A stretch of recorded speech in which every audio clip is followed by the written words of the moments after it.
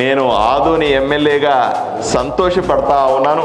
ఎందుకంటే ఆదోనిలో ఉన్నటువంటి జూనియర్ కాలేజ్, డిగ్రీ కాలేజీని అభివృద్ధి చేయడానికి, కొత్తగా బిల్డింగ్లు కట్టడానికి 10 కోట్ల రూపాయలని ఈ బడ్జెట్లో ప్రతిపాదన చేశాం.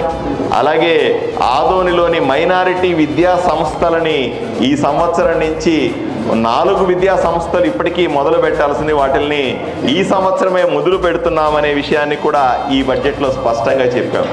ఈ రకంగా ప్రతి నియోజకవర్గంతో పాటుగా కర్నూలు జిల్లాను అభివృద్ధి చేసుకుంటూ రాష్ట్రాన్ని అభివృద్ధి చేస్తున్నటువంటి గౌరవ ముఖ్యమంత్రి శ్రీ నారా చంద్రబాబు నాయుడు గారి నాయకత్వాన్ని, గౌరవ ఉప ముఖ్యమంత్రి శ్రీ పవన్ కళ్యాణ్ గారి నాయకత్వాన్ని పూర్తి స్థాయి సమర్థిస్తూ ఈ పెట్టిన బడ్జెట్ని ప్రజల కోసం, ప్రజలని మరింత సంతృప్తి పరచడానికి ఏర్పాటు చేశామని మీ ద్వారా ప్రజలకు తెలియజేస్తా ఉన్నాను.